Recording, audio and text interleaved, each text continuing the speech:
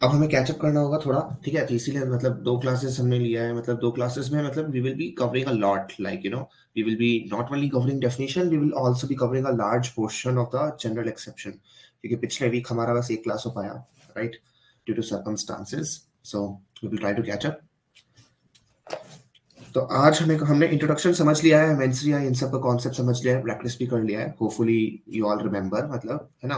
उससे directly related नहीं है पर वो कोर कॉन्सेप्ट्स हैं, तो उसको साथ में लेके चलना है।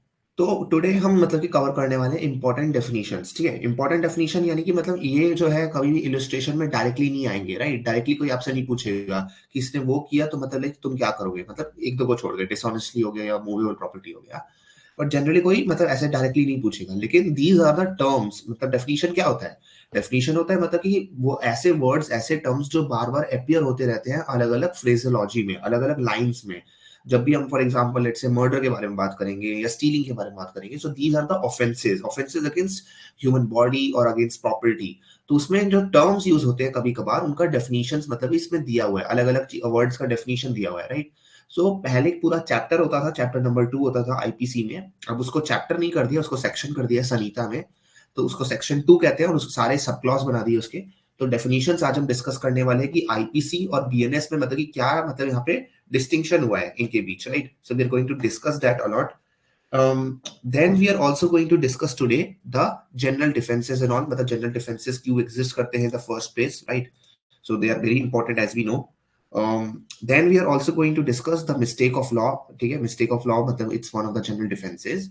Then we are going to discuss the judicial immunity, and then finally we are going to discuss some practice questions. So let's get started. पहला है हमारा मतलब कि देखो मैंने सिर्फ इंपॉर्टेंट इंपॉर्टेंट डेफिनेशन यहाँ पे चूज किया है, ऐसा नहीं कि सारे डेफिनेशन आपको याद करने हैं। And it's also not like you have to remember the section also, ठीक है। हमें बस समझना है कि क्या चेंजेस हुए हैं। तो अगर कोई इंपॉर्टेंट चेंज हुआ और अगर मान लो एग्जाम में पूछ लिया तो उसको लेकिन you have a clarity on the matter, so that's why.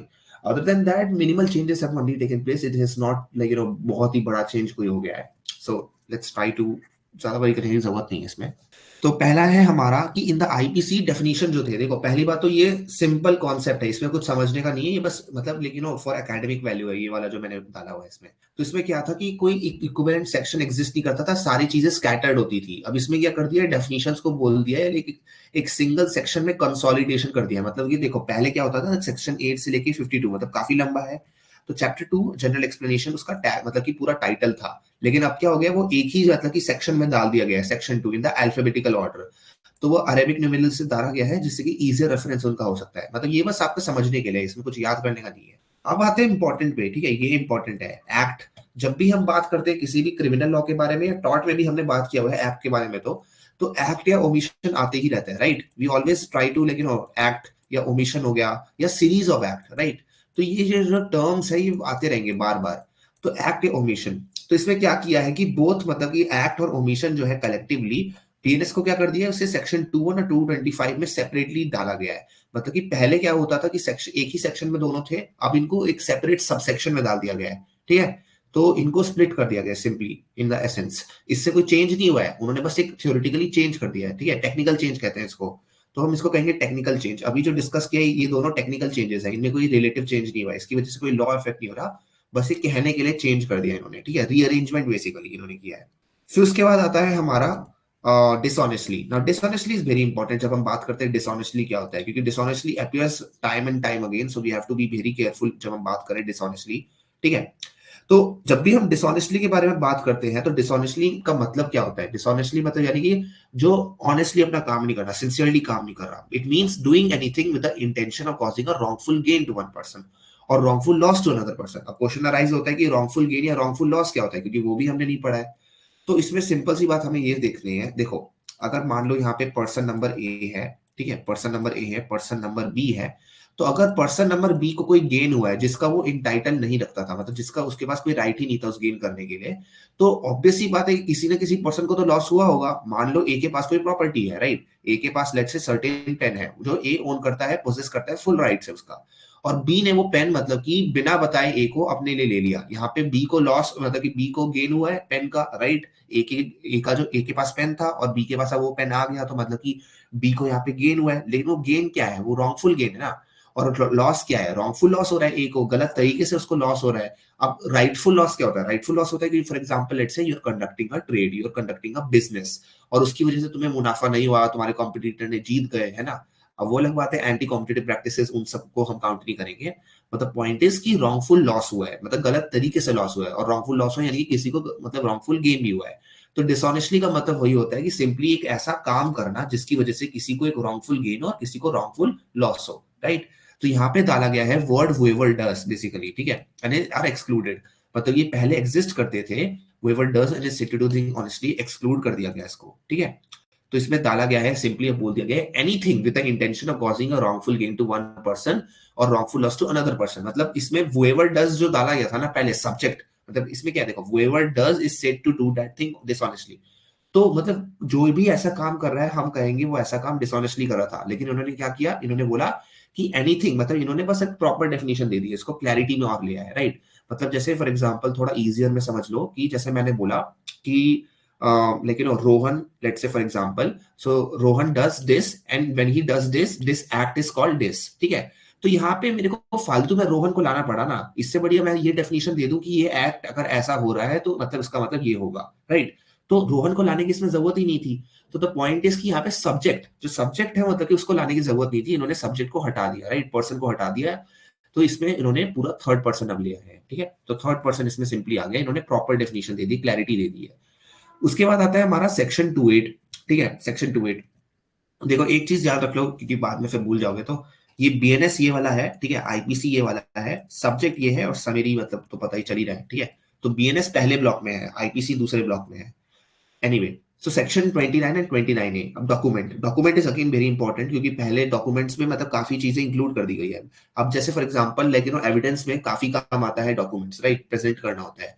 तो पहले इलेक्ट्रॉनिक या डिजिटल रिकॉर्ड्स जो था वो डॉक्यूमेंट में इंक्लूड नहीं किया गया था, ठीक है, वो इंक्लूड नहीं किया गया था, उसको एक सेपरेटली ट्रीट करना पड़ता था। अब यहाँ पे क्या कर दिया इन्होंने, इनकॉर्पोरेट कर दिया है because of the modern pregnancy. हमारा मॉडर्न टाइम्स में चेंज हो गया है, अब सब कुछ ऑनलाइन हो रहा है, तो इन्होंने बोला डॉक्यूमेंट्स का मतलब अब ये भी होगा कि वो इलेक्ट्रॉनिक डिजिटल रिकॉर्ड को भी इंक्लूड करता है, जो कि पहले नहीं होता था। तो मतलब डिजिटल रिकॉर्ड्स यहाँ पे एडिशन हो गया, राइट। तो डिजिटल रिकॉर्ड्स यहाँ पे एडिशन हो गया, ये बहुत याद रखना, ये वाला इंपॉर्टेंट, ये पूछ सकते हैं, ठीक है। डिजिटल रिकॉर्ड्स यहाँ पे ऐड हुआ है डॉक्यूमेंट्स में।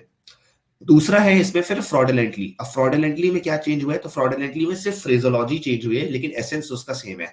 अब ऑब्वियसली बात है उसको समझ तो सकते नहीं जब तक हम ये नहीं समझ लेंगे फ्रॉडलेंटली होता क्या है। पहली बात तो फ्रॉडलेंटली को पहले समझते हैं, राइट। एसेंस उसका क्या दिया हुआ था पुराने वाले आईपीसी में, क्योंकि वो सेम है, उसमें चेंज नहीं हुआ है।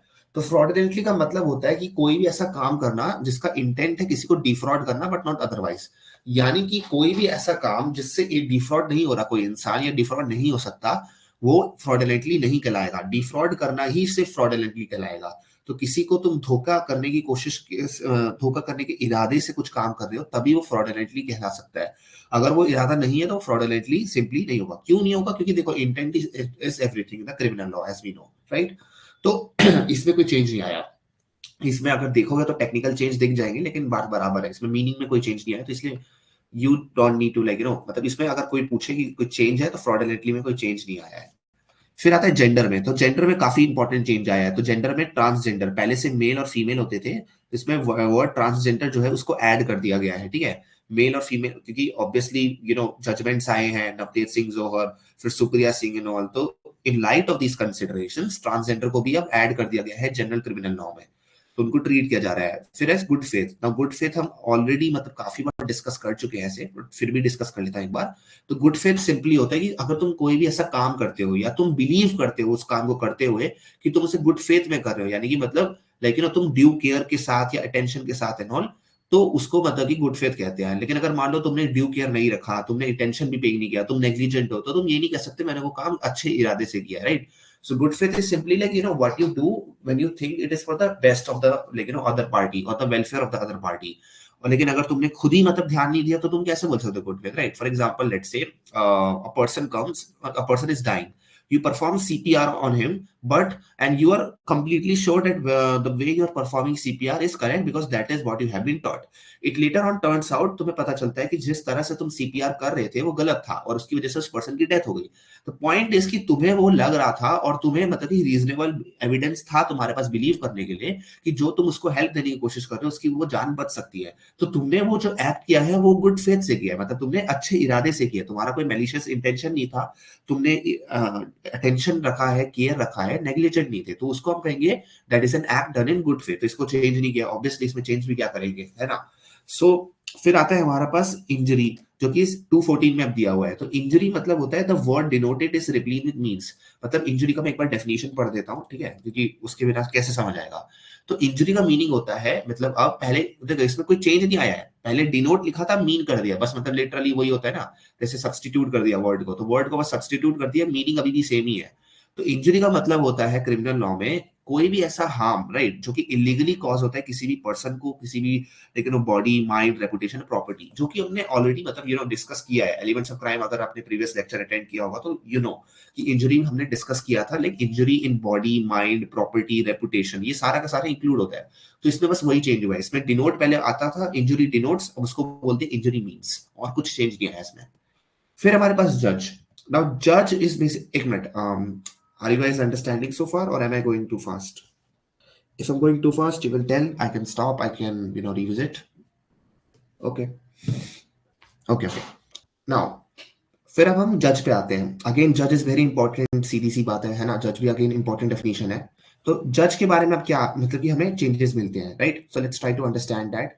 तो जज में मतलब कि उन्होंने ज्यादा कुछ इतना चेंज नहीं लाया, लेकिन थोड़े बहुत सिंप्लीफाई कर दिया डेफिनेशन को. मतलब क्या किया उन्होंने, पैराग्राफ देखो, सिंप्लीफाई द डेफिनेशन ऑफ जज, paragraphs are given number 1 and 2 out of 4 illustration only. मतलब देखो इतना सब कुछ टेक्निकल याद रखने की जरूरत भी नहीं है और कोई फायदा भी नहीं है. बात इतनी सी समझनी है कि जज के बारे में उन्होंने बस सिंप्लीफाई कर दिया डेफिनेशन, ठीक है.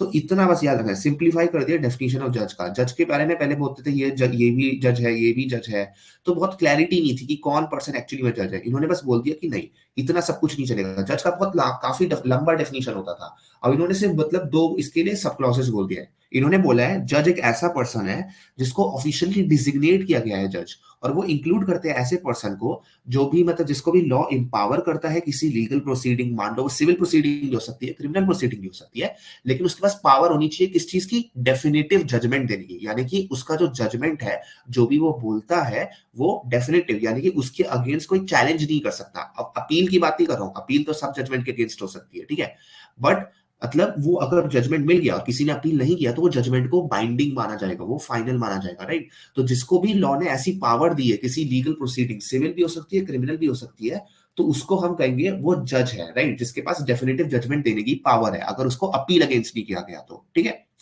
दूसरे मतलब कि कोई एक ऐसी बॉडी ऑफ पर्सन जो मतलब जिसको एम्पावर किया है, मतलब एक तो हो गया एक पर्सन, एक सिंगुलर इंडिविजुअल जिसको ऐसी पावर दी गई है, राइट, जिसके अगेंस्ट तुम अगर अपील नहीं करो तो वो डेफिनेटिव जजमेंट हो जाएगा. और दूसरा एक बॉडी ऑफ पर्सन. तो ये दोनों जो लोग हैं ये जजेस में आते हैं. मतलब बहुत इजी हो गया ना डेफिनेशन अब तो इसीलिए सिंपल डेफिनेशन कर दिया इन्होंने. पहले बहुत कुछ इन्होंने दिया हुआ था, इलस्ट्रेशंस दिए थे, वो दिए थे, अब बहुत इजी कर दिया है जज की डेफिनेशन इन्होंने. फिर आता है movable property. Now it is very important. Movable property like it मतलब आता ही आता है मूवेबल प्रॉपर्टी. तो सो मूवेबल प्रॉपर्टी जो है मतलब कि भारतीय न्याय संहिता में हमारा 221 में दिया हुआ है. तो मूवेबल प्रॉपर्टी बेसिकली एक ऐसी प्रॉपर्टी होती है जो कि सारी प्रॉपर्टीज को इंक्लूड करती है, एक्सेप्ट मतलब ये प्रॉपर्टी को एक्सक्लूड कर रही है, ठीक है. तो मतलब जितनी भी प्रॉपर्टी दुनिया में एग्जिस्ट करती है उसको मान लो मूवेबल प्रॉपर्टी, लेकिन उसमें एक्सक्लूजन क्या है, जो भी मतलब लेकिन जमीन है या जमीन को जो चीज अटैच्ड है परमानेंटली या फास्टन की हुई है, तो उन सबको मतलब कि हम यहाँ पे एक्सक्लूड करते हैं, जो भी चीज अटैच्ड है मतलब अर्थ को, राइट. तो मान लो पेड़. अब पेड़ के बारे में थोड़ा स्पेशल सिचुएशन हो जाता है. पेड़ जब तक जमीन से अटैच है तब तक उसे हम मतलब कि मूवेबल प्रॉपर्टी नहीं मानते हैं, पर जैसे ही वो सेवर्ड हो जाता है पूरा, तो हम मानने लगते हैं कि वो मूवेबल प्रॉपर्टी है बिकॉज इट्स सेवरेबल, ठीक है. तो इन्होंने सिंपली वही बोला है कि यहाँ पे कॉर्पोरियल पहले एक वर्ड एग्जिस्ट करता था, ठीक है, it includes all kinds of corporeal property. इन्होंने बोला कि नहीं, कॉर्पोरियल डालने की जरूरत ही क्या है, इन्होंने स्कोप एक्सपैंड कर दिया. इन्होंने बोला कि includes property of every description. यानी कि पहले सिर्फ कॉर्पोरियल के बारे में ये लोग बात करते थे, अब इन्होंने एक्सपैंड कर दिया स्कोप. क्यों? क्योंकि उन्होंने बोला है includes any property except land और जो भी चीज परमानेंटली फास्टेंड अर्थ को या अटैच टू लैंड है। तो मतलब मूवेबल प्रॉपर्टी का जो अब स्कोप है बढ़ गया है बीएनएस में, ठीक है, मूवेबल प्रॉपर्टी का स्कोप बढ़ गया है बीएनएस में। फिर आता है ओमिशन। अब ओमिशन अभी हमने मतलब कि एक्ट के बारे में भी डिस्कस किया था, तो ओमिशन, तो वर्ड्स एक्ट एंड ओमिशन जो है वो बाइफरकेट हो गया है दो सेक्शंस में। ओके, सो देखो कॉर्पोरियल और इनकॉर्पोरियल प्रॉपर्टी जो है मतलब कि इस अगेन एकेडमिक क्लासिफिकेशन, जैसे फॉर एग्जांपल हमारे यहाँ क्या बोलते हैं, हमारे यहाँ बोलते हैं movable and immovable property, intangible and tangible property. तो सिमिलरली मतलब कि इंग्लैंड में, ये इंग्लैंड का कॉन्सेप्ट है, ठीक है, तो इंग्लैंड में और हमारा पूरा जो मतलब डायनेमिक है वो कहाँ से आया है, इंग्लिश लॉ से आया है। सो कॉर्पोरियल और इनकॉर्पोरियल हम डिस्क्राइब करते हैं किसी भी फिजिकल सब्सटेंस को या उसके लैक देयरऑफ को। मतलब कॉर्पोरियल का मतलब सिंपली होता है लाइक कोई भी ऐसी चीज जिसको तुम छू सकते हो, जिसकी एक फिजिकल बॉडी है, जिसकी एक मटेरियल एग्जिस्टेंस है, राइट, वो टैंजिबल है, तुम अपने सेंसेस से मतलब आंख से देख सकते हो उसे, तो उसको हम कहेंगे कि अपने हाथ से अगर किसी चीज को तुम टच कर सकते हो या उसको देख सकते हो, तो मतलब एक वो फिजिकल रेल में एग्जिस्ट कर रहा है। फॉर एग्जाम्पल द लैपटॉप और mobile you are seeing right now, it is a corporeal property, क्योंकि तुम उसको देख सकते हो, उसको छू सकते हो, राइट। लेकिन इनकॉर्पोरियल प्रॉपर्टी क्या होती है, उसकी कोई अपनी मटेरियल एग्जिस्टेंस नहीं होती, उसकी कोई फिजिकल बॉडी नहीं होती, उसको तुम टच नहीं कर सकते हो, वो एक स्पिरिचुअल या नॉन फिजिकल रेल में एग्जिस्ट करता है। तो फॉर एग्जाम्पल तुम्हारे जो थॉट्स है, तुम्हारे जो इमोशंस है, स्पिरिट्स है या कॉन्सेप्ट्स मतलब तुम्हारे माइंड के अंदर जो है, लाइक फॉर एग्जाम्पल जस्टिस, तो वो उसमें आते हैं। फॉर एग्जाम्पल पेटेंट्स हो गया, कॉपीराइट्स हो गया, इंटेलेक्चुअल प्रॉपर्टी हो गया, तो वो इनकॉर्पोरियल प्रॉपर्टी में हमारा आता है, ठीक है। तो उसमें यही बोला गया कि एक्ट एंड ओमिशन जो है उसको दो मतलब अब सबसेक्शंस में बाइफरकेट कर दिया गया, पहले एक ही सेक्शन में ये होता था। फिर आता है हमारे पास पर्सन। अब पर्सन में इन्होंने कोई चेंज नहीं किया है, ठीक है, पर्सन मतलब जैसा था वो वैसा ही रहा है। अगेन पर्सन क्या होता है अगेन बता देता हूं। तो पर्सन मतलब ये नहीं है सिर्फ मतलब हम ह्यूमन बींग्स के बारे में बात कर रहे हैं, ओके। पर्सन मतलब लाइक कंपनी भी होती है, पर्सन में मतलब लाइक लीगल पर्सन भी आते हैं हमारे। पर्सन में कंपनी हो गई, एसोसिएशन हो गया, कोई भी बॉडी ऑफ पर्सन हो गया, भले ही वो इनकॉर्पोरेटेड है या नहीं है। तो यानी कि person is a very wide word, right? Whenever we use a person, we are not just referring to a human being, we can also refer to companies, we can also refer to association, artificial bodies. तो person में बहुत सारी मतलब entities आती है जो natural नहीं होती है, okay? So person can also refer to non-human entity. It's a very expansive concept. तो like for example जैसे आर्टिकल 21 ले लो, तो आर्टिकल 21 में क्या बोला गया है इंडियन कॉन्स्टिट्यूशन के, that no person shall be deprived of his life except according to procedure established by law. तो यानी कि वहां पे जो वर्ड यूज किया गया वो पर्सन यूज किया गया, ये नहीं बोला गया नो मैन और नो ह्यूमन और no citizen of India, right, और नो वन। वहां पे पर्सन यूज किया गया, क्यों? क्योंकि पर्सन जो एक्सपेंसिव कॉन्सेप्ट है अपने आप में। फिर आता है हमारे पास पब्लिक सर्वेंट, जो कि 228 में दिया हुआ है भारतीय न्याय संहिता के। अगेन पब्लिक सर्वेंट इज बहुत इंपॉर्टेंट है, पब्लिक सर्वेंट भी बहुत बार आता है। तो पब्लिक सर्वेंट को इन्होंने थोड़ा सिंप्लीफाई कर दिया है, ठीक है। पब्लिक सर्वेंट को इन्होंने क्या किया, इन्होंने बोला पहले जो मिलिट्री नेवल था उसको इन्होंने रिप्लेस कर दिया आर्मी और नेवी से सिंपली। और मतलब लेकिन मतलब जो भी देखो, ये आईपीसी कब बना था, 1860 में बना था। अमेंडमेंट्स जो हुए थे क्या हुए थे, बड़े बड़े अमेंडमेंट्स हुए थे, एक एक छोटी छोटी चीज थोड़ी ना कोई निकाल रहा था। तो बहुत सारे क्या थे कि स्लैंग्स जो 1860s के थे या मतलब 20th सेंचुरी के थे वो रह गए थे, अभी भी रिमेनिंग थे, जिनका कोई वैल्यू नहीं था। तो उसको इन्होंने बेसिकली यहाँ पे रिप्लेस कर दिया है, ठीक है। इन्होंने बोला पब्लिक सर्वेंट कोई भी एक ऐसा पर्सन होता है जो कि मान लो आर्म्ड फोर्सेस में होता है, नेवी में होता है, एयरफोर्स में होता है, या कोई भी लेकिन जज होता है जिसको मतलब लॉ ने पावर दी हुई है कि वो एक डेफिनेटिव जजमेंट या एजुकेटरी फंक्शंस परफॉर्म कर सकता है, यानी कि वो एजुकेट कर सकता है, डिस्प्यूट को देख सकता है वहां पे। या फिर कोई भी कोर्ट का ऑफिसर होता है या कमिश्नर होता है जिसके पास एक रिस्पॉन्सिबिलिटी होती है लेकिन रिपोर्ट देने के लिए किसी मैटर ऑफ लॉ पे, या ऑथेंटिकेट कर सकता है, या किसी भी डॉक्यूमेंट को वो साइन कर सकता है, या चार्ज कर सकता है, या डिस्पोज कर सकता है किसी प्रॉपर्टी का। या मान लो कोई पंचायत का मेंबर है या कोई आर्बिट्रेटर है या कोई फॉर एग्जांपल ऑफिस, मतलब बहुत लंबी डेफिनेशन है पब्लिक। देखो सीधी सी बात देखो ना, पब्लिक सर्वेंट है, पब्लिक सर्वेंट मतलब कितना आएगा, यूपीएससी के लोग हो गए, आईएएस हो गए, मतलब बहुत सारे लोग आते हैं इसमें। So it's a very expensive concept, you don't need to read it now. The only thing you need to know is like ये सब रिप्लेस कर दिया गया है, तो बस इतना याद रखना है आपको। फिर आता है रॉन्गफुल गेन। अभी हमने डिस्कस किया जब हम डिसऑनेस्टली का कॉन्सेप्ट पढ़ रहे थे कि रॉन्गफुल गेन और रॉन्गफुल लॉस दोनों ही उसी के अंदर आता है। तो रॉन्गफुल गेन को यहाँ पे इन्होंने बस क्या किया है कि वर्ड इज को मतलब मीन्स में रिप्लेस कर दिया है, ठीक है। तो पहले इज आता था, इन्होंने इसको रिप्लेस कर दिया सिंपली। तो ये हमारा 236 में दिया हुआ है, तो 236 में सिंपली बोला गया है इन्होंने कि wrongful gain मतलब कोई भी एक ऐसा गेन जो कि अनलॉफुल मीन से होता है of the property to which the person gaining is not legally entitled.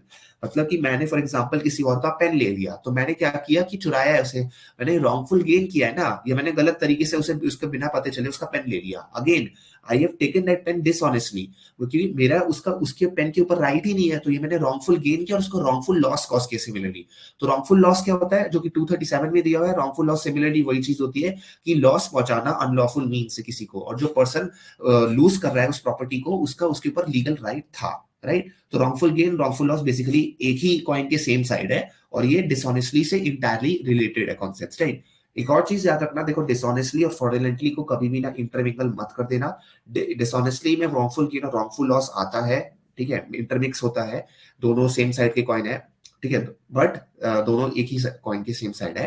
But the thing is fraudulently simply मतलब वहां पे होता है intention to defraud and not otherwise, right. तो fraudulently is a different concept.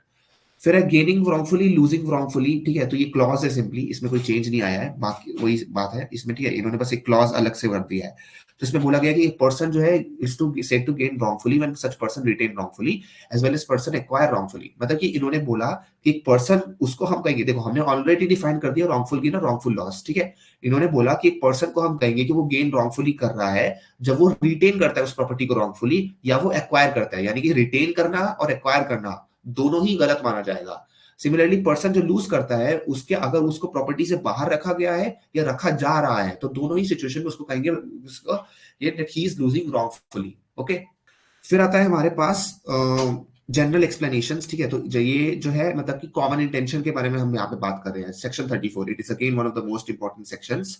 सो ये अब 3.5 में दिया गया है, ठीक है। अभी तक तो हम पढ़ रहे थे सेक्शन 2 में, लेकिन अब ये जो दिया गया है इसको इंटायरली सेपरेट में दिया गया है। ये किसमें दिया गया है, हमारा 3.5 में दिया गया है। So when we talk about 3.5, तो 3.5 में बोला गया है कि कोई भी मान लो क्रिमिनल एक्ट, मतलब पहले पढ़ देता हूं डेफिनेशन में।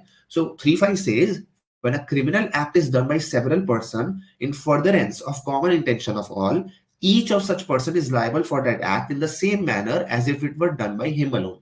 यानी कि कोई भी एक क्रिमिनल एक्ट, मतलब कि जो गलत एक्ट है, अगर बहुत सारे लोग कर रहे हैं, लेकिन ठीक है, बहुत सारे लोग उस एक्ट को कर रहे हैं, लेकिन वो फर्दरेंस में कर रहे हैं, मतलब कि किसी और लेकिन वो गोल की तरफ कर रहे हैं, किसी और डायरेक्शन की तरफ कर रहे हैं, कॉमन डायरेक्शन की तरफ कर रहे हैं, कॉमन इंटेंशन की तरफ कर रहे हैं, तो सारे पर्सन को ऐसे ही ट्रीट किया जाएगा, भले ही वो डिफरेंट डिफरेंट एक्ट्स भी कर रहे होंगे, कि उनका जो मतलब लाइबिलिटी है वो उन्होंने खुद ही किया है। For example let's say there are 4 people, now 4 people are trying to rob a certain house, let's say only one of them got aggressive, even though only one of them got aggressive, all of the others will be liable still the same, क्योंकि उनका जो intention था, जिसकी तरफ वो काम कर रहे थे और एक्ट कर रहे थे, सब कुछ सेम था। फर्दरेंस में मतलब कि कॉमन इंटेंशन था, राइट, कि कॉमन इंटेंशन था किसी को किसी घर में चोरी करनी है और उसकी तरफ वो काम कर रहे थे, तो इसीलिए सबको लाइबिलिटी यहाँ पे शेयर करनी पड़ेगी, ओके।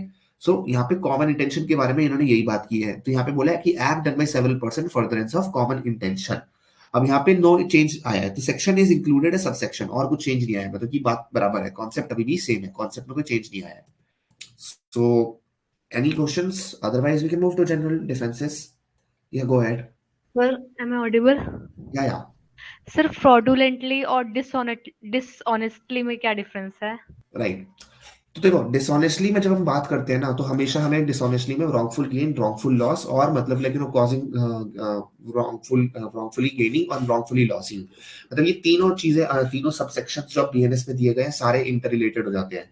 लेकिन जब हम फ्रॉडुलेंटली के बारे में बात करते हैं, तो फ्रॉडुलेंटली सिंपली बात करता है कि इंटेंशन टू डिफ्रॉड, मतलब तुम डिसऑनेस्टली में किसी पर्सन को एक रॉन्गफुल गेन मतलब कि अपने आप के लिए कर रहे हो, और किसी और को wrongful loss at the same time probably कर रहे हो। बट डिफ्रॉड में ऐसा नहीं है, वहां पे जरूरी नहीं कि तुम अपने आप के लिए रॉन्गफुल गेन कर रहे हो, जरूरी भी नहीं कि तुम रॉन्गफुल लॉस भी कॉज कर रहे हो, तुम्हारा बस जो इंटेंशन है वो तुम फ्रॉड कर रहे हो। Let's say for example I have a certain document, वो सर्टेन डॉक्यूमेंट जो है मैं किसी और के पास लेके जाता हूँ उसकी प्रॉपर्टी पे कागजात पे मतलब साइन कराने के लिए, उसे वो नहीं पता मेरा जो इंटेंशन, यहाँ पे जो इंटेंशन है वो डिसऑनेस्ट है, ऑब्वियसली बात है, मतलब कि मेरे को अपने आप को रॉन्गफुल गेन करना है, उसकी प्रॉपर्टी पे हड़प करनी है, और रॉन्गफुल लॉस उसे कॉज करना है उसकी प्रॉपर्टी को डराइव करके।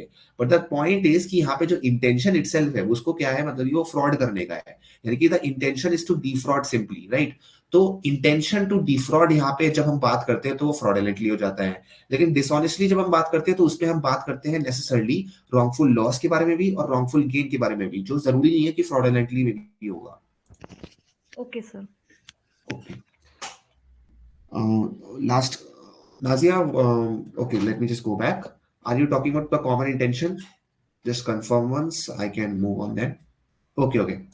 तो देखो कॉमन इंटेंशन जब हम बात करते हैं ना, तो यहाँ पे सिंपली मतलब देखो एक लाइन में मतलब बोल देता हूँ, ठीक है। इसमें मतलब थोड़े एलिमेंट्स, इसका एलिमेंट्स ब्रेक डाउन करते हैं, ठीक है। एलिमेंट्स ब्रेक डाउन करेंगे अपने आप समझ आ जाएगा। Just let me get the pen. Okay, it's not, anyway कोई नहीं, उसके बिना भी हो जाएगा। इसका एलिमेंट्स ब्रेक डाउन कर लो। पहला एलिमेंट क्या है, criminal act by several person, यानी कि जो भी एक्ट हो रहा है वो मोर देन वन पर्सन कर रहे हैं, ठीक है। मतलब मल्टीपल पर्सन परफॉर्म कर रहे हैं। यहाँ पे जो भी एक्ट है एक सिंगल आदमी परफॉर्म नहीं कर सकता, क्योंकि अगर सिंगल आदमी परफॉर्म कर रहा है तो कॉमन इंटेंशन नहीं होगा, पहली बात। तो मतलब मल्टीपल पर्सन है, पहली बात तो ये याद रखना है, ठीक है। तो act must be done by more than one person. अब ये मैटर नहीं कर रहा कि कौन मेन एक्ट परफॉर्म कर रहा है और कौन बस कॉन्ट्रीब्यूशन कर रहा है, बस इतना मैटर करता है कि मल्टीपल लोग हैं यहाँ पे। एक चीज तो वो है। दूसरी चीज ये है कि कॉमन इंटेंशन है। कॉमन इंटेंशन है यहाँ पे, यानी कि प्री अरेंज या prior meeting of the mind है। मतलब कॉमन इंटेंशन ऐसा नहीं है प्रायर मीटिंग ऑफ माइंड हम जब बोल रहे हैं तो मतलब लाइक 2 दिन पहले मैंने अपना माइंड बनाया 4 लोगों ने और उसके बाद उन्होंने यहाँ पे डकैती की या फिर मतलब चोरी की। No, common intention on the spot भी फॉर्म हो सकता है, लेकिन एक्टिव पार्टिसिपेशन और नॉलेज होनी चाहिए। फॉर एग्जाम्पल, तुम प्रोटेस्ट करने जाते हो, 4-5 लोग हैं, दोस्त हैं, उन्होंने मतलब कि कभी ये प्लान नहीं किया था कि वो मॉब वायलेंस करेंगे वहां पे, लेकिन वहां पे वो देखते हैं कि भाई ये तो अच्छा मौका है, चलो करते हैं। आंख से आंख मिलाते हैं एक दूसरे से और वो करने लगते हैं। यहाँ पे उनका common intention on the spot form हुआ है, एक्टिव पार्टिसिपेशन है और एक्टिव नॉलेज है उनके पास, ठीक है। तो कॉमन इंटेंशन में एक प्रायर मीटिंग ऑफ माइंड हो रही है। अब ये मैटर नहीं करता कितने पहले वो प्रायर मीटिंग ऑफ माइंड हो रही है, बस एक प्रायर मीटिंग ऑफ माइंड या प्री अरेंज प्लान है। अब क्या है, इन फर्दरेंस ऑफ कॉमन इंटेंशन है, मतलब जो भी ये क्रिमिनल एक्ट वो लोग करने वाले हैं, ये सारे मल्टीपल लोग कॉमन इंटेंशन के साथ ये एक फर्दरेंस में कर रहे हैं उसकी तरफ, राइट। उनका एक शेयर्ड गोल है, ऑब्जेक्टिव है। तो लेट्स से फॉर एग्जांपल यही 4 दोस्त जो है on the spot common intention जब फॉर्म करते हैं, तो उनका क्या इंटेंट है, इनका इंटेंट ये है कि मतलब बर्बादी करनी है, डैमेज कॉज करना है, राइट, प्रॉपर्टी को, पब्लिक प्रॉपर्टी को। तो यहाँ पे कोई भी पर्सन ये मैटर नहीं करता कि किसने कितनी मतलब लेकिन प्रॉपर्टी डिस्ट्रॉय की है, कितना डैमेज कॉज किया, क्यों, क्योंकि सभी का गोल सेम है, सभी का इंटेंशन यहाँ पे कॉमन है। तो यहाँ पे सारे लोग जो है इक्वली लायबल होंगे, शेयर करेंगे, राइट। यहाँ पे ऐसा नहीं होगा कोई पर्सन ज्यादा शेयर कर रहा है, कोई पर्सन कम शेयर कर रहा है। सारे पर्सन जो है मतलब कि यहाँ पे इक्वली लायबल है, भले ही किसी का छोटा भी मतलब माइनर भी हो सकता है रोल और किसी का बहुत ही बड़ा हो सकता है, राइट। तो यहाँ पे प्रिंसिपल जो है इक्वल लायबिलिटी के बारे में बात करी है। तो फॉर एग्जाम्पल रॉबरी जब होती है, राइट, तो मान लो ए है और बी है, ये दोनों मतलब डिसाइड करते हैं एक आदमी को मतलब रॉब करेंगे। तो अगर ए मतलब कि विक्टिम को गन पॉइंट पे होल्ड करता है मतलब उस आदमी को, तो बी जो है उससे चोरी करता है। अब यहाँ पे बी ने बस चोरी की और ए ने यहाँ पे मतलब कि गन रखा है, लेकिन दोनों ही इक्वल लायबिलिटी यहाँ पे शेयर करेंगे रॉबरी के लिए, और दोनों को कॉमन इंटेंशन के बेसिस पे चार्ज किया जा सकता है। So is that clear now? Motive matter नहीं करता। देखो मोटिव जो है मतलब कि अगेन बताया ना मैंने, मोटिव मैटर ही नहीं करता, मतलब कि क्रिमिनल लॉ में कहीं भी नहीं मैटर करता। मोटिव जो है मतलब ये बोल सकते हो, फॉर एग्जांपल लेट्स से मान लो इस यही एग्जांपल ले लो, ठीक है। एक पर्सन है, 2 पर्सन है, 2 दोस्त है, वो कॉमन इंटेंशन फॉर्म करते हैं मतलब कि चोरी करने का, ठीक है, और वो चोरी करते हैं। अब एक पर्सन चोरी कर रहा है, उसका मोटिव ये है कि मेरे को ये घर जो है जिस आदमी का वो गंदा लगता है, ठीक है, उसके मतलब कि मेरे को चुराना है क्योंकि उसको डैमेज पहुंचाना है। और एक आदमी इसलिए चोरी कर रहा है क्योंकि उसे बस मतलब चोरी करनी है। यहाँ पे दोनों का मोटिव डिफरेंट है, लेकिन इंटेंट सेम है। इंटेंट क्या है, यहाँ पे चोरी करनी है इसके घर में, कॉमन इंटेंशन है और दोनों ही आदमी है और यहाँ पे उसके लिए काम कर रहे हैं। तो मोटिव मैटर नहीं करता, क्योंकि मोटिव तो भाई हर आदमी का डिफरेंट हो सकता है। Motive is something that is very hard to predict and has no effect on the intent whatsoever. तो मोटिव मैटर नहीं करता। ओके, सो अब हम जनरल एक्सेप्शंस में मूव करते हैं, right. Intention and action matters, और we can say mens rea and actus reus. हाँ, या मतलब that is literally the core of the criminal law, actus non facit डिसीमेंस सिट्रिया। तो पहला है हमारे पास मिस्टेक ऑफ फैक्ट या लॉ। हमने टॉट में भी पढ़ा हुआ है थोड़ा ये ऐसे, मिस्टेक ऑफ मतलब फैक्ट, ये सब जो है पढ़ा था हमने। बट यहाँ पे ऑब्वियसली थोड़ा डिफरेंट है, यहाँ पे ऑब्वियसली मतलब हमें थोड़ा साथ में चलना पड़ेगा लीगल के साथ। वहां पे बहुत सिंपल था। तो मिस्टेक ऑफ फैक्ट और मिस्टेक ऑफ लॉ, तो इसमें जो है ये लीगल मैक्सिम तो हमने ऑलरेडी पढ़ लिया है, राइट। इग्नोरेंटी ऑफ फैक्ट एक्सक्यूजेड, इग्नोरेंटी ऑफ जुरिस एक्सक्यूजेड, ठीक है। तो ये हमने ऑलरेडी पढ़ा हुआ है। इसका मतलब क्या हुआ सिंपली, कि ignorance of law is no excuse but ignorance of fact may be considered simply, right. Ignorance of fact is excusable but ignorance of law is not ever excusable. तो तुम ये नहीं बोल सकते कि लाइक मेरे को ये नहीं पता था यहाँ पे चोरी करना गलत है, मर्डर करना गलत है। तुम ये बोल सकते हो कि मेरे को ये नहीं पता था कि मैं जिस आदमी का मर्डर करने जा रहा था मेरे को लगा ये दूसरा आदमी है। और उसके बाद तुम प्रूव करो कि रीजनेबल मतलब तुम्हारे पास एविडेंस था या सर्कमस्टांसेस ऐसे थे कि तुम्हें ऐसा मानना पड़ा। तो उस केस में फैक्ट है, तो फैक्ट एक्सक्यूजेबल है बट लॉ एक्सक्यूजेबल नहीं है। तो कभी कभार क्या होता है, एक पर्सन जो है ना ऑफेंस जो है कमिट कर देता है इनएडोरेंटली। इनएडोरेंटली मतलब कि वो चाहता नहीं है परफॉर्म करना वो एक्ट को, मतलब वो सोचता नहीं है उसे क्राइम करना है, लेकिन वो गलती से कर जाता है। तो उन पर्टिकुलर केसेस में ये डिफरेंस जो है काफी काम आता है, mistake of fact and mistake of law. तो उसका कोई इंटेंट नहीं है इस ऑफेंस को कमिट करने का, और वो जानता भी नहीं कि ये जो उसका एक्ट है वो क्रिमिनल है, यानी कि वो इग्नोरेंट है इस एग्जिस्टेंस का रेलेवेंट फैक्ट्स के बारे में, लेकिन वो फिर भी कर बैठता है। तो उसको हम कहते हैं मिस्टेक ऑफ फैक्ट और मिस्टेक ऑफ लॉ वहां पे एप्लीकेबल हो जाता है, राइट। उसे ये प्रूफ करना पड़ता है कि उसने ये जो एक्ट किया है उसको इसने किया क्योंकि उसके फैक्ट के उस बारे में उसके पास कंप्लीट अवेयरनेस नहीं थी, कंप्लीट नॉलेज नहीं थी। अगर कंप्लीट नॉलेज होती तो वो ऐसा करता ही नहीं। और साथ में ये भी प्रूफ करना पड़ेगा कि यहाँ पे इग्नोरेंस ऑफ लॉ नहीं है उसके पास, राइट। तो ignorance of the existence of the relevant facts, again क्या यहाँ पे वर्ड यूज किया गया, रेलेवेंट फैक्ट्स। तो रेलेवेंट फैक्ट्स का इग्नोरेंस होना चाहिए, ऐसा नहीं कि किसी भी चीज का मतलब इग्नोरेंस है और बोल दे कि भाई देखो मेरे को ये नहीं पता था ऐसा होगा तो इसीलिए मतलब कि यहाँ पे मेरे को डिफेंस दे दो। No, only if you are actually ignorant and reasonably ignorant of the existence of the relevant facts, then this defense can be availed by you. अब knowledge of the relevant fact is what really makes an act evil और good. सीधी सी बात है, अगर तुम्हें किसी act, मतलब कोई भी एक्ट ले लो दुनिया का, तुम उस एक्ट को बुरा मानते हो, अच्छा मानते हो, क्यों मानते हो? क्योंकि तुम्हारे पास उसको जज करने के लिए रेलेवेंट फैक्ट्स है तुम्हारे माइंड में, right. You consider murder as wrong because you know it is wrong to take a life. But why do you consider it wrong to take a life? Because you have relevant facts to believe so, right? That is why you consider it. तो knowledge of the relevant fact तो बहुत important है किसी भी act को good बनाने के लिए, इविल बनाने के लिए। अगर तुम्हारे पास नॉलेज ही नहीं है तो तुम कैसे बोल सकते हो? So if a person is not aware of the facts and act to best of his judgment, his act cannot be called evil unless it's mistake of law, right? अब अगर मिस्टेक ऑफ लॉ यहाँ पे नहीं होता, वो भी allowed होता, तब तो अलग ही बात है। तब तो भाई मॉरल और मतलब बहुत हार्ड हो जाता प्रूफ करना, क्योंकि सब लोग बोल देते मेरे को तो नहीं लगता ये मतलब ये गलत है। तो it will be very, it would have been very complicated, cumbersome. तो इसीलिए बोल दिया कि नहीं, लॉ लॉ के मतलब यहाँ पे तुम्हें डिफेंस नहीं मिलेगा, बट अगर फैक्ट को तुम गलत कर रहे हो तो तुम्हें डिफेंस मिल जाएगा, right. So if person is not aware of the facts और अपने बेस्ट जजमेंट, मतलब ऐसा नहीं कि कुछ भी नेग्लिजेंटली एक्ट कर रहा है, अपने बेस्ट इरादों से एक्ट करता है, तो वो इविल नहीं होगा अगर वो लॉ को वायलेट नहीं करता सिंपली, ठीक है। तो for example, if a citizen of country X where murder is not illegal goes to country Y and commit murder, he can't plead ignorance of law. भले ही उसकी कंट्री में नहीं है, लेकिन उसको यहाँ पे क्यों नहीं वो प्लीड कर सकता? क्यों? क्योंकि यहाँ पे जो है वो इग्नोरेंस ऑफ फैक्ट्स नहीं है, वो इग्नोरेंस ऑफ लॉ है। अगर तुम किसी दूसरी कंट्री में जा रहे हो तो ये तुम्हारी रिस्पॉन्सिबिलिटी बनती है कि तुम अपने आप को ऐसे बेस्ट कंडक्ट करो कि जिससे तुम किसी भी तरह एक्सीडेंटली वहां का लॉ ब्रेक नहीं कर दो। और अगर तुम नहीं करते तो गलती तुम्हारी है, तुम्हें तो लॉ का अवेयर होना चाहिए था, राइट। तो you can't plead ignorance of law. तो यहाँ पे एक केस है, ठीक है, केस देख लेते हैं। तो state of West Bengal versus Shewmangal Singh, ठीक है। तो इसमें बोलते हैं an act done under the order of the superior authority is by itself no defence, but here since the situation warranted and justified the order to open fire and hence accused got the protection of section, अब देखो section 76 IPC यानी कि अब clause 14 BNS and can not be held guilty. अब यहाँ पे point क्या है, यहाँ पे सिंपली बोल रहे हैं। तो फॉर एग्जांपल तुम ये नहीं बोल सकते, अगर मेरे को मेरे सुपीरियर ने बोला, मेरे बॉस ने बोला, मेरे मिलिट्री कमांडर ने बोला कि तुम यहाँ पे गोली चला दो, मतलब क्राउड है, ठीक है, क्राउड में ओपन फायर कर दो, और तुम ऐसा कर देते हो, तो यहाँ पे तुम ये नहीं बोल सकते कि भाई देखो मेरे को तो ऐसा बोला गया था इसीलिए मैंने किया, these were the order. No, you're supposed to apply your mind, you're supposed to apply your reasonable mind, and if you don't apply it you can't take the defense कि भाई मेरी तो कोई गलती ही नहीं है, because you know it's violative of law। यहाँ पे मिस्टेक ऑफ फैक्ट नहीं होगा, यहाँ पे मिस्टेक ऑफ लॉ होगा।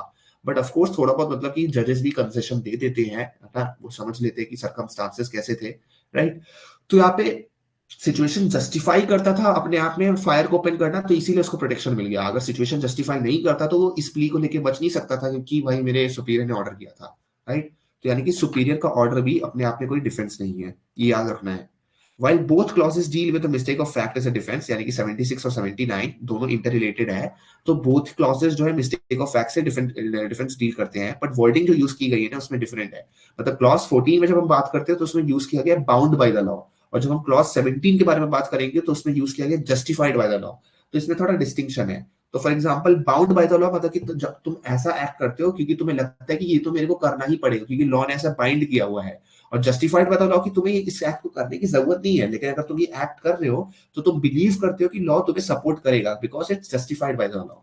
तो फॉर एग्जाम्पल मतलब कि बाउंड बाय द लॉ हो गया, फॉर एग्जाम्पल एक पुलिस ऑफिसर है, पुलिस ऑफिसर मतलब is bound by the law to arrest a criminal, and if he believes, let's say, that A is the criminal even though A appeared like B and B is the actual criminal, तो यहाँ पे उसने क्या किया है, arrest इसलिए किया क्योंकि he believes he is bound by the law।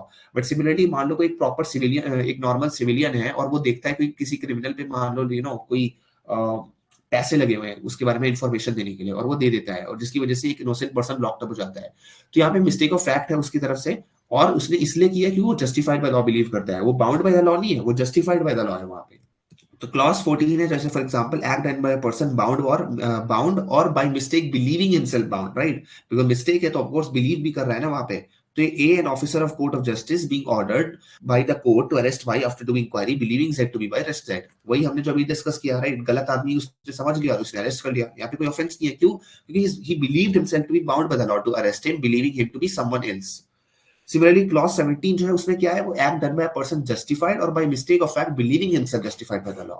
तो इसमें ए जो है मतलब कि जेड को देखता है कमिट करते हुए, like you know what appears to A to be a murder. तो ए क्या करता है, अपने बेस्ट जजमेंट को एक्सरसाइज करते हुए गुड फेथ में, मतलब गुड फेथ अभी हमने डिस्कस किया, तो गुड फेथ में वो क्या करता है, अपने मतलब लॉ ने उसे, अब देखो हम सबके पास लॉ लॉ ने हमें पावर दी गई है इवन ऑर्डिनरी सिटीजन्स को सेल्फ डिफेंस के बारे में। और सेल्फ डिफेंस का मतलब ये नहीं कि सिर्फ अपने लिए है, किसी और को, दूसरे को बचाने के लिए भी है। तो वो बिलीव करता है कि लॉ ने उसे पावर तो दी गई है कि वो एप्रीहेंड कर सकता है मर्डर को, तो वो जेड को सीज कर लेता है और वो मतलब कि प्रॉपर अथॉरिटी के पास ले जाता है जैसा कि उसे लाना चाहिए। अब यहाँ पे इन्हें कोई ऑफेंस नहीं किया, even though it may be prove that Z was acting in self defence, उसने मतलब कि सिचुएशन को भले ही मिसअंडरस्टैंड कर लिया और जेड को खींच के ले आया, जबकि जेड की कोई गलती नहीं थी। Why? So he won't be punished because he believed himself to be justified by the law, bound by the law नहीं था, वो जस्टिफाइड बाय द लॉ था, मतलब उसे ये पता था कि अगर वो ऐसा काम करेगा तो लॉ से सपोर्ट प्रोबेबली करेगा। उसे ये नहीं मतलब कि बिलीव था कि लॉ उसे बोल रहा है कि तुम करो करो करो डेफिनेटली करो, ठीक है। तो इसीलिए वहां पे बाउंड और जस्टिफाइड का थोड़ा बहुत डिस्टिंक्शन है, और दोनों में ही मिस्टेक ऑफ फैक्ट है, मिस्टेक ऑफ लॉ किसी में भी नहीं चलने वाला। तो in essence act must be मतलब कि taken in the good faith, पहली बात तो। फिर दूसरा कि जो मिस्टेक है वो इंटेंशनल नहीं होनी चाहिए और लॉ की नहीं होनी चाहिए। देन द पर्सन जो है मतलब वो he must be bound by the law और believe himself to be bound by the law, और जस्टिफाइड बाय द लॉ और believe himself to be justified by the law. फिर एक्सेप्शंस भी है, ऐसा नहीं कि इसमें एक्सेप्शन नहीं है। स्ट्रिक्ट लायबिलिटी, देखो हमने स्ट्रिक्ट लायबिलिटी के बारे में ऑलरेडी पढ़ा हुआ है कि कोई भी मतलब हमने जब स्कूल्स ऑफ थॉट डिस्कस किया था तो हमने बताया था, लेकिन स्ट्रिक्ट लायबिलिटी ऑफेंसेस उससे एक्सक्लूड हो जाते हैं। क्यों? क्योंकि यहाँ पे फॉल्ट मैटर ही नहीं करता। तो इसमें जहाँ स्ट्रिक्ट लायबिलिटी में क्या है कि हमारा इंटेंट मैटर नहीं करता, तो इसलिए इन केसेस में लायबल हो गए। तो one of the classic example of strict liability offenses is rape. Rape is a strict liability offense. For example, there is no particular justification you can make of mistake. You can't plead the mistake of fact. You can't plead mistake of law. You can't. That's a strict liability. वहां पे intent matter ही नहीं करता. तुमने act कर दिया, you will be punished regardless. फिर for instance, if one mistakenly sells some kind of a book, they did not know be containing obscene, explicit, they would still be liable. As intention is irrelevant. तो हमने already पढ़ा हुआ है Ranjit Udeshi versus state of Maharashtra. उसको नहीं पता था कि वो जो बुक बेच रहा है उसमें अश्लील मतलब इमेजेस है, बट उसने बेच दिया। The very act itself is punishable. Intent matter ही नहीं करता कि तुम्हारा इंटेंट नहीं था और तुम्हें पता नहीं था। Your knowledge, your intent is irrelevant. The fact that you have committed this is enough. दूसरी चीज आर वर्सेस प्रिंस, हमने ऑलरेडी पढ़ा था आर वर्सेस प्रिंस में, राइट। फिर आता है जुडिशियल इम्यूनिटी। अभी तक कैसे समझ आ रहा है? Then we can move on. Okay okay, if there are no doubts I will moving on. तो जुडिशियल इम्यूनिटी, तो जुडिशियल इम्यूनिटी जो है, हाँ, तो जुडिशियल इम्यूनिटी जो है यहाँ पे वो भी मतलब कि सेम रहा है। जुडिशियल इम्यूनिटी में मिस्टेक ऑफ फैक्ट एग्जांपल दे दो। ओके, तो मिस्टेक ऑफ फैक्ट का देखो एग्जांपल सिंपल है, बट या sure of course I mean इसमें कोई थोड़ी ना है, रिकॉर्डेड तो होगा ही ऐसे भी, take care. Anyway, mistake of fact, right. तो मिस्टेक ऑफ फैक्ट का जो एग्जांपल फॉर एग्जांपल ले लो, जैसे ए है, राइट, पुलिस ऑफिसर है ए। पुलिस ऑफिसर ए जो है वो बिलीव करता है कि या, तो पुलिस ऑफिसर ए जो है मतलब कि वो देखता है, लेकिन उसे मतलब ऑर्डर दिया है, जज ने ऑर्डर दिया ए को कि तुम जाओ बी को अरेस्ट करो। बी का चेहरा जो है सी से मिलता है थोड़ा बहुत, मान लो वो ट्विन ब्रदर है उसका, वो बी को अरेस्ट कर लेता है, ठीक है। मतलब उसे बी को अरेस्ट करना है, वो सी को अरेस्ट कर लेता है बी के बदले। और क्यों? क्योंकि उसका चेहरा मिलता जुलता था। यहाँ पे उसने क्या किया है? मिस्टेक ऑफ फैक्ट किया है, मिस्टेक ऑफ लॉ नहीं किया है, राइट। तो उसने मिस्टेक ऑफ फैक्ट किया है, उसने गुड फेथ में किया है, सारा प्रिकॉशंस प्रोबेबली लिया है, अच्छे से डिलीजेंट इंक्वायरी की है, अपनी तरफ से कोई नेग्लिजेंस नहीं किया है, तो इन पर्टिकुलर केसेस में उसे मतलब कि डिफेंस मिल जाएगा। लेकिन यहीं पे स्ट्रिक्ट लायबिलिटी के बारे में जब हम बात करते हैं, जिसमें कोई फॉल्ट लायबिलिटी मतलब होता है, नो फॉल्ट लायबिलिटी, तो वहां पे मैटर नहीं करता कि तुम्हारे पास नॉलेज थी, इंटेंट थी। क्यों? क्योंकि तुमने बस एक्ट कर दिया तो उसके लिए तुम लायबल हो गए। जैसे हमने Ranjit Udeshi versus state of Maharashtra में अभी पढ़ा, राइट। तुमने एक गलत किताब बेच दी, उस गलत किताब, तुम्हें ये नहीं पता था वो किताब गलत है, उसमें क्या है, लेकिन तुमने बेची तब भी, और वो पनिशेबल है, उसमें इंटेंट की रिक्वायरमेंट ही नहीं है, तो उन पर्टिकुलर केसेस में मतलब तुम्हें कैसे डिफेंस मिलेगा ना, क्योंकि मिस्टेक ऑफ फैक्ट में तो mistake of fact is a defence, but mistake of fact can only be given as a defence जहां पे तुम मिस्टेक को रिकॉग्नाइज, मिस्टेक के बारे में मतलब मिस्टेक किस चीज के रिगार्डिंग होती है, हमेशा इंटेंट के रिगार्डिंग होती है, फैक्ट्स के रिगार्डिंग होती है, और फैक्ट्स रेलेवेंट कहाँ हो जाते हैं, इंटेंट को डिटरमाइन करने के लिए। और जहां पे इंटेंट मैटर ही नहीं करता, सिर्फ एक्ट मैटर करता है, एक्ट रियस मैटर करता है, तो वहां पे मेंस रिया को हम कंसीडर ही करेंगे, क्योंकि जितने भी डिफेंसेस एग्जिस्ट करते हैं वो इसीलिए एग्जिस्ट करते हैं जिससे कि वो दिखा सके कि हमारा ये मेंस रिया ऐसा नहीं था, मतलब गिल्टी माइंड नहीं था। बट अगर मेंस रिया की रिक्वायरमेंट ही नहीं है पहली बात, तो एक्टस रियस है बस, और अगर सिर्फ एक्टस रियस है तो फिर डिफेंस कैसे लग सकता है, राइट। फिर आता है हमारे पास अब जुडिशियल इम्यूनिटी। तो देखो जुडिशियल इम्यूनिटी जो है ना, मतलब कि हमारे यहाँ बीएनएस में प्रोटेक्शन दी गई है सिर्फ जजेस को, जजेस को भी प्रोटेक्शन दी गई है, ऑब्वियस सी बात है, सारा मतलब कि डिसीजन मेकिंग वो कर रहे हैं तो उनको भी प्रोटेक्शन तो चाहिए होगी। तो उनको भी मतलब कि जब वो जजमेंट देते हैं, ऑर्डर पास करते हैं, तो थोड़ी बहुत प्रोटेक्शन की जरूरत होती है। तो भारतीय न्याय संहिता उनको प्रोटेक्शन देता है, भारतीय न्याय संहिता उनको प्रोटेक्शन देता है इन सेंस कि आईपीसी भी देता था, मतलब ऐसा नहीं कोई नया एडिशन है। तो मान लो कोई जज ऑफेंस करता है जब वो जुडिशियली मतलब अपने कोर्ट में मतलब कि एक्ट कर रहा है, मतलब कि वो जजमेंट दे रहा है, अपना लॉफुली पावर एक्सरसाइज कर रहा है जो उसके पास राइट है, और वो ऐसा करते करते मान लो कुछ ऐसा बोल जाता है जो कि जनरली डेफेमेशन होगा, या generally for example like objectionable माना जाएगा, तो मतलब वो ऑफेंस है, ऑब्वियस सी बात है, ठीक है। लेकिन मतलब कि वो डिफेंस ले सकता है इस सेक्शन के अंदर। तो इसीलिए बहुत बार आप देखते होगे, फॉर एग्जांपल न्यूज रिपोर्ट होता है यूट्यूब में, मतलब वायरल हो जाते हैं राइट वीडियोस, कि भाई इस जज ने ऐसा बोल दिया, मतलब कि बहुत आगे बोल दिया, बहुत बढ़ चढ़ के बोल दिया, लेकिन कुछ एक्शन नहीं होता नेसेसरली उन पे।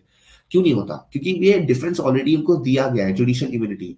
मतलब ये इसका पर्पस ये था कि इसको नहीं, अगर नहीं देंगे तो जज कोई भी चीज बोलेगा तो उसको मान लो स्यू करने लगेंगे लोग, और उसकी वजह से फिर वो लायबल हो जाएगा और वो अच्छे से इम्पार्शियल जजमेंट नहीं दे पाएगा। अब कुछ लोग इसका मिसयूज भी करते हैं और वो कुछ भी बोलते हैं, पर्सनल फीलिंग्स को ले आते हैं जो नहीं लानी चाहिए उनको, राइट। तो उसका डबल एज सोर्ड है, राइट। सो जुडिशियल इम्यूनिटी बेसिकली अगर कोई भी एक्ट परफॉर्म हो रहा है, जब वो जुडिशियली परफॉर्म कर रहा है, तो उसके लिए वो जनरली लायबल नहीं होता है, गुड फेथ में, as long as good faith prove करना पड़ता है, ठीक है। So no person acting judicially is liable for the act done और order to be done in the discharge of his official duty within the limits of its jurisdiction.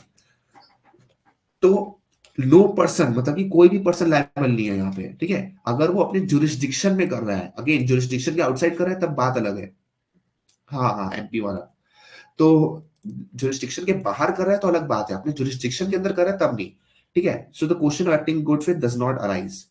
तो the question of good faith is irrelevant only when a जज act without jurisdiction, मतलब कि जब only उन cases में जहां पे जज जो है कंप्लीटली मतलब लेकिन वो इग्नोर कर दिया अपना जुरिस्डिक्शन। मान लो मैटर है मुंबई का और वो मतलब कि सुन रहा है दिल्ली में, अपना दिल्ली में जो दिल्ली का जुरिस्डिक्शन तो है नहीं मुंबई पे, तो यहाँ पे जुरिस्डिक्शन इश्यू अराइज हो जाता है, तो वहां पे मतलब कि जज को लायबल कर सकते हैं कि तुमने तो लॉ वॉलेट कर दिया, तुमने ऐसा क्यों किया, प्रोसीजर अच्छे से संभाला नहीं। लेकिन जनरली अगर वो अपने जुरिस्डिक्शन में कुछ कर रहा है मतलब कि फालतूगिरी, तब भी मैटर नहीं करता अगर वो प्रूव कर दे वो गुड फेथ में कर रहा है, ठीक है। तो question of good faith is irrelevant वहां पे जहां पे जज जो है विदाउट जुरिस्डिक्शन एक्ट कर रहा है, बट जहां पे जुरिस्डिक्शन है तो इम्यूनिटी एक्सटेंड करेगी even though there may be abuse of it. तो अब्यूज भी कर सकते हो as long as it is within your jurisdiction. Jurisdiction is the most important thing, ठीक है। jurisdiction हमेशा याद रखना, good faith हमेशा याद रखना, और ऑफ कोर्स एक्टिंग जुडिशियली, मतलब जुडिशियली ऐसा नहीं कि बाहर कोर्ट के बाहर भी एक्ट कर रहा है तो उसको प्रोटेक्शन मिलने वाली है।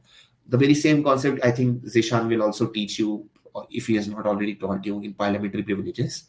Anyway, प्रोटेक्शन, तो देखो प्रोटेक्शन जो है सिर्फ जजेस को नहीं मिली है, ठीक है। जुडिशियल ऑफिसर, यहाँ पे जो टर्म क्या यूज किया गया, जुडिशियल इम्यूनिटी, तो सिर्फ जजेस के बारे में बात नहीं हो रही यहाँ पे, जितने भी लोग मतलब जुडिशरी में आते हैं, जजेस हो गया, आपके रजिस्ट्रार्स हो गए, कोर्ट मास्टर्स हो गए, जो भी ऑफिसर मतलब कोर्ट के डिसीजन के बिहाफ पे एक्ट कर रहे हैं या कोर्ट ऑफ जस्टिस एक्ट कर रहे हैं, उन सभी लोगों को मतलब कि यहाँ पे प्रोटेक्शन दी गई है, जुडिशियल इम्यूनिटी दी गई है। क्यों? क्योंकि वो जुडिशियल प्रोसीडिंग्स में एक्ट कर रहे हैं सिंपली, है ना। तो उन सबको प्रोटेक्शन मिली गई है। और हमने ऑलरेडी जज का डेफिनेशन पढ़ा हुआ है कि जज में कौन कौन लोग आते हैं, तो जज में इंडिविजुअल बॉडी तो आती ही है और साथ में बॉडी ऑफ पर्संस भी आता है, right. So we have to also remember that, सबको कनेक्ट करके पढ़ोगे तो मतलब बेस्ट फॉर्म होगा, ठीक है। तो अभी हम जज जुडिशियल इम्यूनिटी पढ़ रहे हैं, तो जब भी जुडिशियल इम्यूनिटी को पढ़ोगे तो उसको कनेक्ट करके पढ़ना जज के डेफिनेशन के साथ, ठीक है।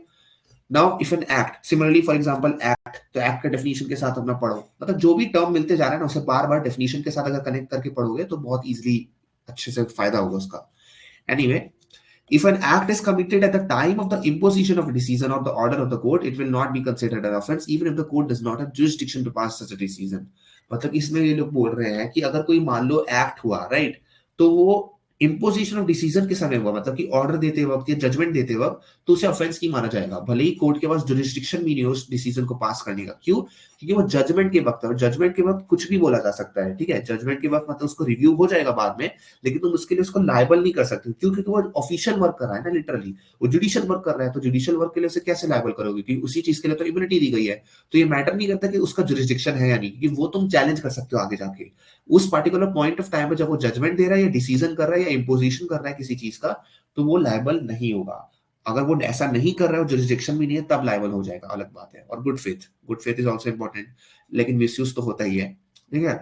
However, the act must be done believing in good faith that the court has jurisdiction, मतलब कि उसको जज के पास बिलीफ होना चाहिए कि jurisdiction है, भले ही उसके पास jurisdiction ना भी हो, तो एटलीस्ट उसके पास बिलीफ होना चाहिए, ठीक है। तो यहाँ पे मतलब कि one can plead mistake of law as a defence.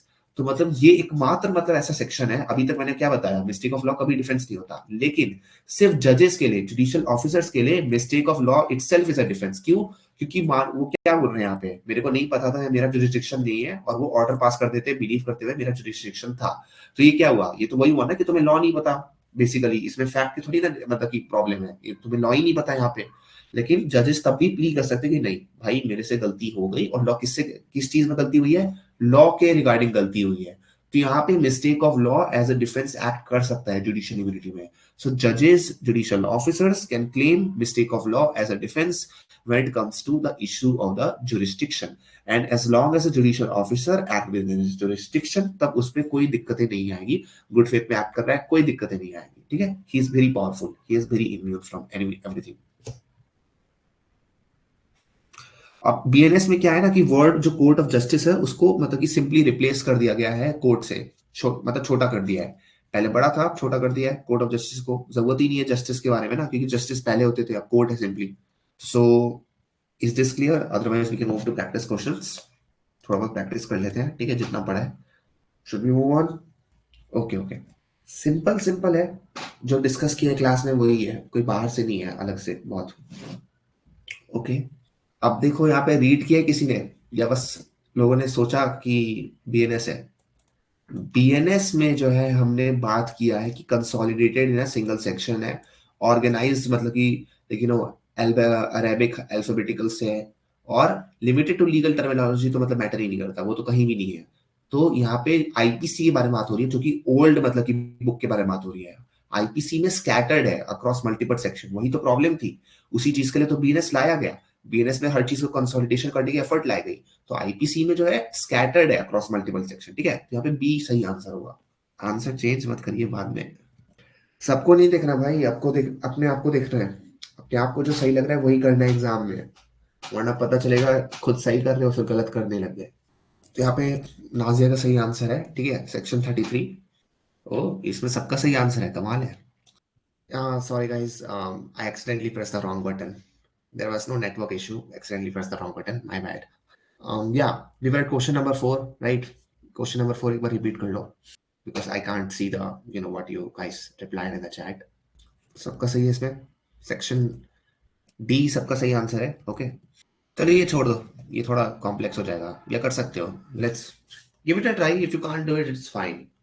Yup, सही आंसर है सबका। Good good, very good. तो इसमें सिर्फ सादिया का सही है, 3-5, ठीक है। हम डिस्कस क्या कर रहे थे, देखो सेक्शन 2 डेफिनेशन डिस्कस कर रहे थे। अब 34 तो हो नहीं सकता, इतना दूर तो होगा नहीं, सीधी सी बात है। सेक्शन 34 तो आईपीसी में था, सब कुछ अमेलगमेट हो गया 52 तक हमारा। मैंने क्या बताया, सेक्शन 8 से लेके 52 तक पूरा सेक्शन 2 में चला गया। तो मतलब 34 तो हो नहीं सकता। 334, 3 में है ही नहीं इतने सेक्शंस। 5-3 हो भी सकता था, लेकिन किसी ने पिक ही नहीं किया, मतलब कि तो इसीलिए 3-5 यहाँ पे ऐसे करेक्ट आंसर है। सिंपल सी बात है, इसमें कोई रीजनिंग नहीं है, वही है correct answer, it's a fact, right. उसको चेंज क्या करोगे?